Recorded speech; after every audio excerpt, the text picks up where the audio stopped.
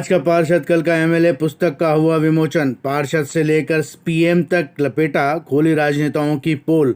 CM के बेटे ने खाया गटर का पैसा, राजनीति को बताया लीद का ढेर। उसी में पैदा होते हैं राजनेताओं की औलादें। चैम्बर भवन एमआई रोड स्थित भैरव सिंह शेखावत ऑडिटोरियम में वरिष्ठ पत्रकार व लेखक राजेंद्र सिंह गहलोत द्वारा लिखी गई पुस्तक आज का पार्षद कल का एमएलए का विमोचन हुआ। कार्यक्रम के मुख्य अतिथि आईपीएस पंकज चौधरी रहे। कार्यक्रम की अध्यक्षता दूरदर्शन के एमआर सिंघवी ने की। इस मौके पर लेखक राजेंद्र सिंह गहलोत ने अपनी पुस्तक का संक्षेप में जानकारी दी। उन्होंने अपनी पुस्तक में जयपुर नगर निगम हेरिटेज के 100 पार्षदों और ग्रेटर के 150 पार्षदों के बारे में तफसील से लिखा। साथ ही उन्होंने अपने साथ घटी घटना वार्ड 65 में इस पुस्तक में जगह दी। ग्रेटर की महापौर और पार्षदों के बारे में उन्होंने लिखा। मंत्री पुत्र द्वारा महिला पत्रकार के साथ किए गए बलात्कार का जिक्र भी इस पुस्तक में किया गया। सीएम के पुत्र द्वारा गटर का पैसा खाने के मामले को भी इसमें बयां किया गया। उन्होंने अच्छे कार्य करने वालों की तारीफ भी की। मुख्य अतिथि आईपीएस पंकज चौधरी ने अपने उद्बोधन में सिस्टम की खराबियों के बारे में तफसील से बयान किया तो पुलिस के सिस्टम पर सवालिया निशाना दागा। एक वार्ड की कहानी कमोवेश सारे वार्डों की जुबानी। नगर निगम जयपुर हेरिटेज वार्ड नंबर 65। जनप्रतिनिधि के कार्यों का एक्सरे नहीं, एक स्वतंत्र पत्रकार द्वारा की गई सोनोग्राफी। मेरी किताब आज के पार्षद कल के एमएलए की मैं पार्षदों के साक्षात्कार ले रहा था तो मैं एक पत्रकार के रूप में पार्षद के पास जाता तो एक पत्रकार से मिलते खूबसूरत तस्वीर दिखाती, लेकिन मैं पूरी तरह संतुष्ट नहीं, क्योंकि अगर पार्षदों की इतनी खूबसूरत तस्वीर है तो मेरे शहर की, मेरे वार्डों की तस्वीर इतनी बदसूरत क्यों है? यह सवाल मेरे मन को बार बार कचोट रहा था। उसी समय जिस सत्य की मुझे तलाश थी वह सत्य मेरी आंखों के सामने साक्षात प्रकट हो गया, वो भी मेरे ही वार्ड में। जिस वार्ड में मैं रहता हूँ, वार्ड नंबर 65, नगर निगम जयपुर हेरिटेज, जिसके पार्षद निर्दलीय मोहम्मद जकरिया उर्फ शेरन है। वार्ड नंबर 65 में गलियों की सफाई, सीवर लाइन को मुख्य लाइन से जोड़ने का काम शुरू हुआ। तो मैंने सोचा जब पार्षदों के साक्षात्कार ले ही रहे हैं तो वार्ड नंबर 65 के पार्षद से भी मिला जाए। नगर निगम जयपुर हेरिटेज और नगर निगम जयपुर ग्रेटर के अधिकांश पार्षद में साक्षात्कार ले चुका था। इस तरह की बात कभी सामने नहीं आई। मैं समझ नहीं पाया दुकान बंद करवाने की क्या बात आ गई। गलियों का काम जब शुरू हुआ तो मेरे घर के पास गंदी गली को पूरा खोद डाला, जिसमें गटर के पाइप, जिसमें सीवर का कनेक्शन था, वो तोड़ डाला। ठेकेदार जेल में था। जो काम पर आ रहे थे उन्होंने कहा जब काम पूरा होगा तो पाइप लगाकर कनेक्शन जोड़ जाएंगे, आप चिंता मत करो। सड़क की खुदाई के लिए बिना पूछे बिजली चोरी करके मशीन चालू कर ली। जिस पर आपत्ति की तो कहा कि वार्ड का काम हो रहा है, सहयोग किया। लोड पड़ने का डीपी जल गई, बिजली खरीदी सो अलग। फिर मुझे पता चला गली के पास जितने भी मकान है उनसे काम सही ढंग से करने की पैसा वसूली हो रही थी, लेकिन जब तक मैं खुद पैसा नहीं दूं तब तक कैसे मान लूं। तो ये काम भी हो गया। मुझसे भी टूटे पाइपों की फिटिंग का सामान लाने के नाम पर वसूली हुई। काम तो भाई 1300 रुपए का है, हम चले जाएंगे गंदी गली में काम करवाने के लिए, आपको दूसरे को 2000 रुपए देने पड़ेंगे। आप ऐसा करो 500 रुपए दे दो, आपका काम हो जाएगा। मैं आश्चर्यचकित था। पाइप इन्होंने तोड़े, कनेक्शन इन्होंने तोड़ा, वसूली जनता से। उसके बाद भी काम नहीं हुआ। जब जाने लगे तो और पैसों की मांग हुई। तब मैंने पार्षद को फोन लगाया, उन्होंने नहीं उठाया। जावेद उसके ऑफिस में बैठता है, तरीकेदार लड़का है।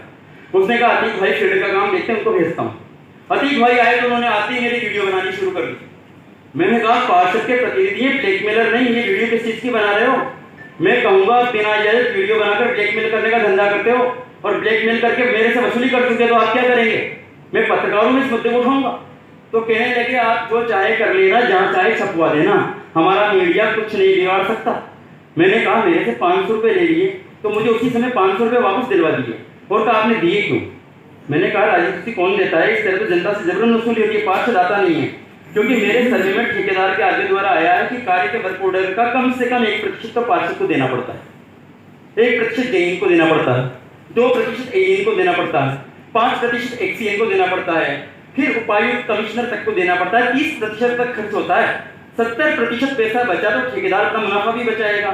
इसलिए चालू काम होता है, बिल तुरंत पास हो जाता है। इस बात पर अतीक भाई भड़क गए और कहा पार्षद पर कमीशन खोरी का आरोप लगा रहे हो। मैंने कहा तो फिर पार्षद खुद आकर काम को रुकवाता क्यों नहीं? कि जो टेंडर में निर्धारित मानदंड थे उनके अनुरूप काम नहीं हो रहा, इसका मतलब है कमीशन खाया है तो कैसे काम में दखल दे।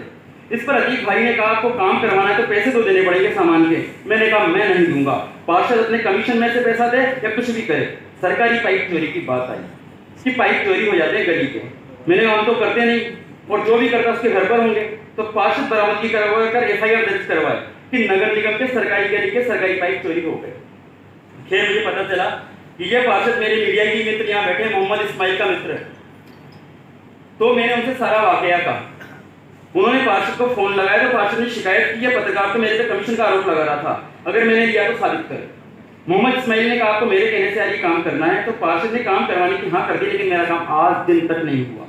और नहीं गली के सरकारी पाइप चुराने वाले जो लोग हैं और अपने घरों में छुपाकर रख रखे हैं और घरों में इस्तेमाल कर रहे हैं, उनके खिलाफ पार्षद ने नगर निगम के अपने वार्ड के सरकारी पाइपों की चोरी का मुकदमा दर्ज करवाकर पाइपों की बरामदगी करवाकर सरकार के हित में काम किया। वो गली आज भी सड़ रही है।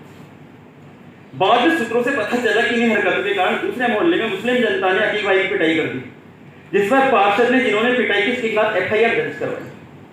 तो वे लोग विधायक अमीन कागजी के पास पहुंच गए और कहा कि आप तो कांग्रेस के विधायक हैं, हम पक्के कांग्रेसी हैं और आपके कहने से हमने कांग्रेस से गद्दारी करके इस वार्ड में कांग्रेस के प्रत्याशी को वोट नहीं दिया क्योंकि वो आपका आदमी नहीं था, और आपके कहने से हमने आपके साथ में निर्दलीय के रूप में चुनाव लड़ रहे प्रत्याशी को वोट देकर इस वार्ड का पार्षद बनाया और वही पार्षद हम पर एफआईआर दर्ज करवाएगा। इस प्रत्याशित आरोप के प्रयास से विधायक अमीन कागजी कुर्सी से उछल गए और पार्षद को फोन लगाकर तुरंत एफआईआर वापस लेने के लिए कहा और एफआईआर वापस ली गई। सूत्रों से पता चला कि वार्ड में अवैध अतिक्रमण करवाने के लिए या अवैध निर्माण करवाने के लिए नगर निगम कोई कार्रवाई नहीं करेगा, इसकी भी वसूली हुई है 5-5 लाख रुपए की, जिसमें वसूली की इतनी बड़ी राशि इसलिए मांगी गई है कि नगर निगम के अलावा विधायक तक के पास ये राशि जाएगी, तब जाकर काम होगा। विधायक अमीन कागजी को इस पर एक्शन लेना चाहिए कि उनके नाम पर कोई वसूली कैसे कर सकता है। किशनपोल विधानसभा क्षेत्र के लोग कहने लगे हैं कि विधायक भी तो इन सब में शामिल नहीं है। विधायक की चुप्पी का राज क्या है? विधायक मामले को एंटी करप्शन ब्यूरो को सौंपे और दिनेश एनएन तरीके ईमानदार पुलिस अधिकारी जांच करें तो राजनीतिक अपराधी शिक्षकों के पीछे नजर आएंगे। खैर जो भी हो, लेकिन इन सब घटनाओं से विधायक अमीन कागजी गलत लोगों को अपने नवरत्नों में शामिल करके किशनपोल विधानसभा क्षेत्र से अपनी हार की तैयारियां ही कर रहे हैं, क्योंकि ये नवरत्न उनको सच्चाई से रूबरू ही नहीं होने देते कि हकीकत में जनता के बीच आपकी हार जीत को लेकर माहौल क्या चल रहा है। इसलिए विधायक अमीन कागजी को इन नवरत्नों के सिर से अपना हाथ हटाना पड़ेगा, वरना आने वाले विधानसभा चुनाव में किशनपोल विधानसभा क्षेत्र की जनता हाथ पर मोहर नहीं लगाएगी और किशनपोल विधानसभा क्षेत्र में गंदी गलियों के कीचड़ से कमल खिलने से कोई नहीं रोक सकेगा। उसकी दलील नहीं है। अब थोड़ा उनका भी एक्सरे कर लेते हैं। मुझे बताया हमारे इंटरव्यू तो काफी चर्चित प्रकरण रहा था, जिसमें नगर निगम ग्रेटर के आयुक्त जगमित्र सिंह देव बीवीजी कंपनी को 50% की अंतरिम भुगतान करना चाह रहे थे और सौम्या गुजर ऐसा नहीं चाह रही थी। यह छोटी सी बात इतनी बड़ी हो गई कि जगमित्र सिंह देव ने सौम्या गुजर पर अपने कार्यालय में बुलाकर गलत भाषा इस्तेमाल करने का आरोप लगा दिया कि समिति के चेयरमैन अजय सिंह चौहान, पारस कुमार जैन, रामकिशोर प्रजापति ने हाथापाई करने की कोशिश की, पेड़ लगाकर रोकने का प्रयास किया। मेरे स्टाफ को महापौर के निजी गार्ड संजय सिंह ने अंदर नहीं आने दिया और एफआईआर दर्ज करवा दी। सौम्या गुजर का कहना था इस तरह एफआईआर पार्षदों पर दर्ज हुई तो आमजन की समस्याओं को अधिकारियों के समक्ष रख ही नहीं पाएंगे, कार्रवाई हुई तो पार्षद मुंह दिखाने के लायक नहीं रहेंगे। आयुक्त वैकल्पिक व्यवस्था के पक्ष में नहीं है, उनके दबाव में अनैतिक तरीके से बीवीजी कंपनी के बिल पास नहीं किए जाएंगे। राजस्थान की कांग्रेस सरकार तो जैसे इसी इंतजार में थी। दूसरे दिन जांच अधिकारी रेणु खंडेलवाल ने महापौर, आयुक्त, अतिरिक्त आयुक्त, पार्षद, उपायुक्त, अधिशासी अभियंता, सुरक्षा स्टाफ से 20 को नोटिस जारी किए और 6 जून को महापौर सौम्या गुजर के अलावा तीनों पार्षद की सदस्यता निलंबित कर दी। 7 जून को ही सरकार ने भाजपा की शील धावाई को कार्यवाहक महापौर बना दी। भाजपा की शील धावाई को कार्यवाहक महापौर बनाने की मजबूरी इसलिए थी क्योंकि ग्रेटर नगर निगम में भाजपा का बोर्ड था। 150 में से 88 पार्षद भाजपा के थे। हाईकोर्ट की सुनवाई के ठीक पहले 3 वीडियो और 5 ऑडियो क्लिपिंग वायरल की, जिनमें सौम्या गुजर के पति राजाराम गुजर बीवीजी कंपनी के प्रबंधक संदीप चौधरी से 276 करोड़, आप लोगों ने देखे नहीं होंगे, जो पार्षद बैठक की बात नहीं कर रहा हमारी सामान्य जनता और सारे ईमानदार करिए, 276 करोड़ के बकाया बिलों के भुगतान के बदले 10% कमीशन को लेकर बातचीत कर रहे थे। वीडियो में संदीप चौधरी कह रहे थे कि कंपनी पर कुछ जुर्माना लगेगा तो कटेगा भी और इसी में 10% कमीशन 20 करोड़ रुपए होता है। ये सौम्या गुजर के पति कह रहे हैं। आप 2 महीने, 6 महीने या साल भर में भुगतान करवा दो, जैसे जैसे भुगतान होता जाएगा कमीशन टुकड़ों में देते रहेंगे। मैडम नए टेंडर का हमें भगाने के लिए कह रही, मैडम नाराज। वीडियो वायरल होने के दूसरे दिन एसीबी की टीम नगर निगम के प्रोजेक्ट कार्यालय पहुंचती है और एसीबी के डीजी डीएल सोनी बताते हैं कि एएसपी बजरंग सिंह शेखावत के नेतृत्व में 3 टीमों ने कचरा प्रबंधन से जुड़ी फाइलें खंगाली। दूसरी तरफ राजस्थान सरकार के मंत्री खुद अपने शपथ पत्र में खुद के खिलाफ आपराधिक मुकदमे चलने की जानकारी देते हैं। ये कौन महाशय हैं जिनके खुद के खिलाफ आपराधिक मुकदमे चल रहे हैं? अशोक चांदना, गोविंद राम, विश्वेंद्र सिंह, राजेंद्र सिंह गुढ़ा, महेंद्रजीत सिंह मालवीय, लालचंद कटारिया, अर्जुन सिंह बामनिया, टीकाराम जूली, रामलाल जाट, रमेश मीणा, प्रसादी लाल, भंवर सिंह भाटी, भजन लाल जाटव शामिल। तो जनता में ये मैसेज जाता है आपराधिक छवि के लोग मंत्री हैं तो राजस्थान सरकार को खुद भी जाके साबित होगी। जब मंत्री महेश जोशी का सुपुत्र रोहित जोशी बलात्कार कांड में आरोपी बनाया जाता है तो उसके खिलाफ एफआईआर दर्ज होती है।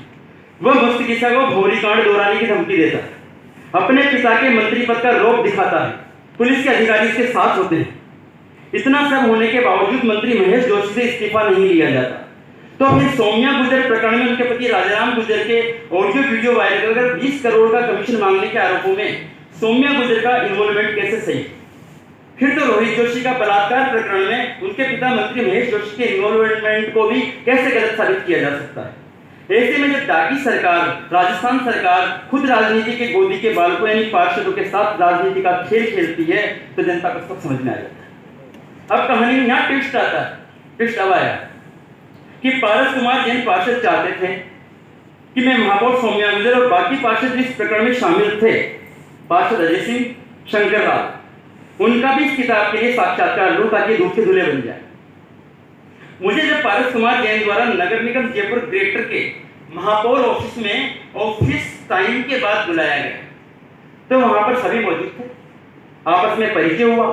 सौम्या गुर्जर को जब मैंने पारस कुमार जैन का साक्षात्कार सुनाया तो उन्होंने कहा इस इंटरव्यू में पूरी बात नहीं आई राजेंद्र जी, उनके पति राजाराम गुर्जर का 20 करोड़ का कमीशन मांगने वाला वीडियो फैब्रिकेटेड था। इस इंटरव्यू में तो काटछाट होगी। इस पर मैंने मना कर दिया। सौम्या गुर्जर ने इंटरव्यू देने से मुझे मना कर दिया। इतना होते ही उनके जो बाकी साथी पार्षदों ने भी इंटरव्यू देने से मना कर दिया। सौम्या गुर्जर ने कहा इस किताब को रोको, बाद में छाप देना। राजनेता अपने बच्चों को राजनीति में लेकर आते हैं। किसी भी सभ्य नागरिक के लिए राजनीति लीद का ढेर है जिसमें बांस आती है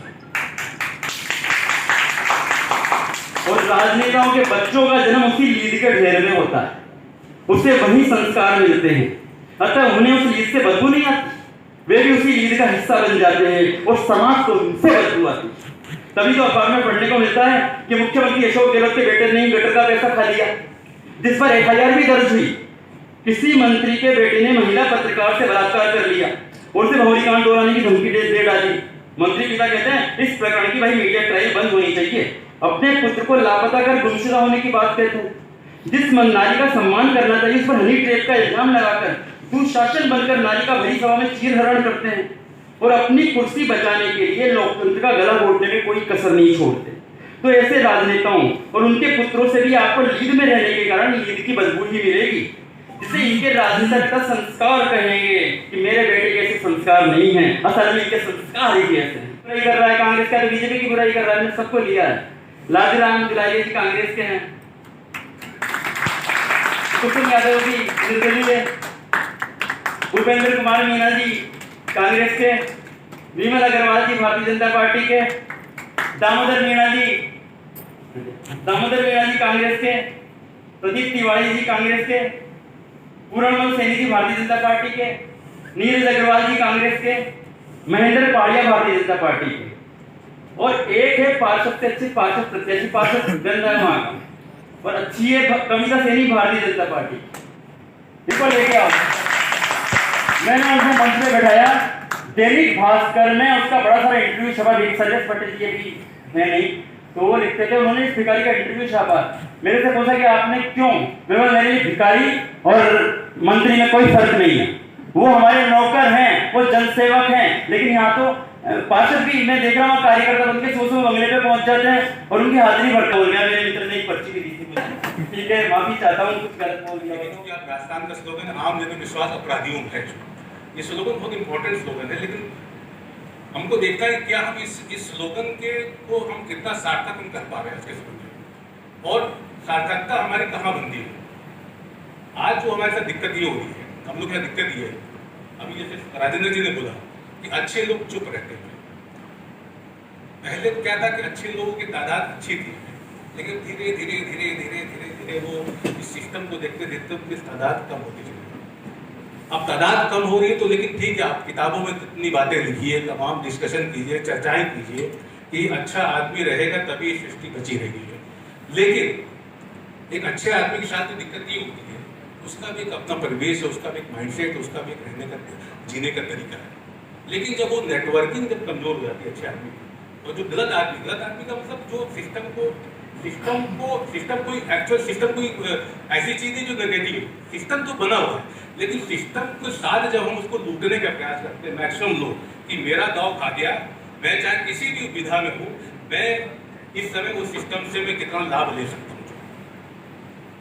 उस सिस्टम को मुझे सजाना नहीं है, सिस्टम को मुझे बनाना नहीं है। क्योंकि जो पुलिसिंग आज के पहले जो थानेदार का रुतबा हुआ करता था, आज से 50, 30 साल, 40 साल पहले, आज लोग नौकरियों में आके छोड़ते हैं।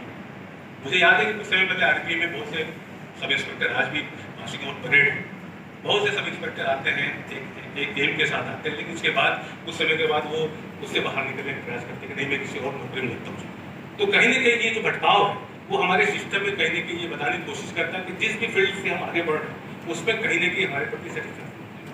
मुझे बहुत खुशी है कि जैसे कि आपने बताया कि यहाँ पे बहुत से पार्षदों ने बहुत अच्छा काम किया, बहुत से अच्छा, ये मैं मानता हूँ कि आज के समय अच्छा काम करना ही अपने आप में बड़ा चैलेंज है।